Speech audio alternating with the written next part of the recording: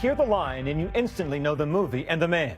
Say hello to my little friend, Scarface. I know it was you, Fredo. You broke my heart. Godfather, too. The man, of course, Al Pacino. His latest movie, Danny Collins, premieres tonight.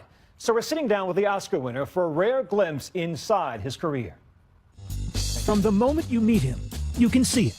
The old school charm, the youthful mischief twinkle in his eye. I'd read you'd be trouble. Scarf, cover the microphone. Are you always this high maintenance to talk to? I try to avoid it at all costs, but it just keeps following me. How do I look? Honestly, you look slightly ridiculous. Nah. At age 74, we get to see Al Pacino get in trouble on screen again. Tonight's opening of his 48th movie, Danny Collins, Pacino plays an aging rock star. A cross between Rod Stewart and Barry Manilow. So he was the love child of that. A feel-good romantic comedy with a Pacino we have never seen before. We haven't seen me do this at all. I'm only sing for one thing. You sing? I try to. Hey, baby doll, what's going on? For almost 50 years on stage and on screen, when Al Pacino tries to, magic happens. Where am I gonna go? Serpico. Stay away. Where am I gonna go? Heat. Brother, you are going down. The movie that launched his career and almost ended it. The Godfather. They wanted to fire me when I was on the picture. They wanted what? Fire me.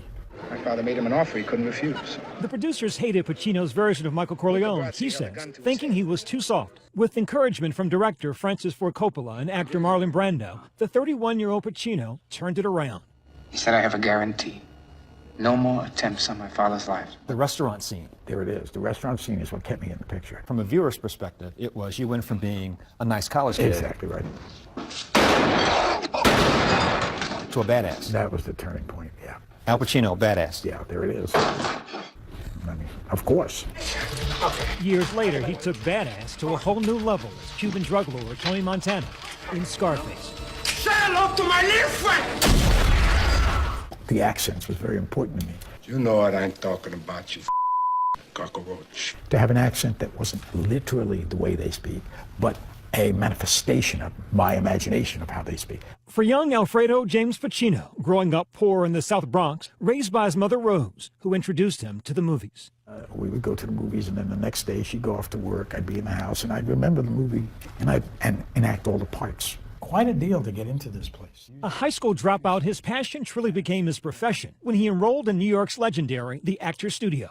We had Montgomery Clift, Marlon Brando, James Dean, Paul Newman, Marilyn Monroe, etc. I can't stop name dropping, I'm sorry. Pacino seemed an unlikely candidate. His audition, a disaster. When you first tried to get in, they said, nope, don't want you, kid. Yeah, they usually do that, by the way, because they want to see sometimes if you have incentive.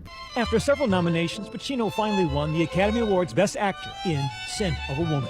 This deliciously gifted actor, a near mythic figure to his fans and his peers, is surprisingly small in stature.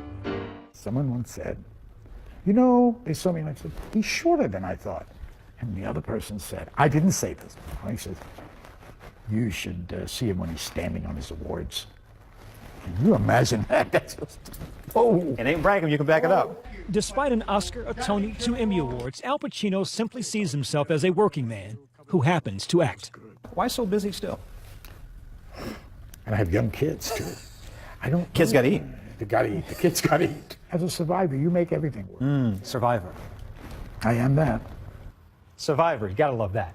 It was American actor, teacher, and director Lee Strasberg who said of Pacino, some actors play characters, Al Pacino becomes them. Our thanks to Mr. Pacino for his time and his talent. So what's your favorite Al Pacino movie? Head to our Nightline Facebook page and let us know in the comments.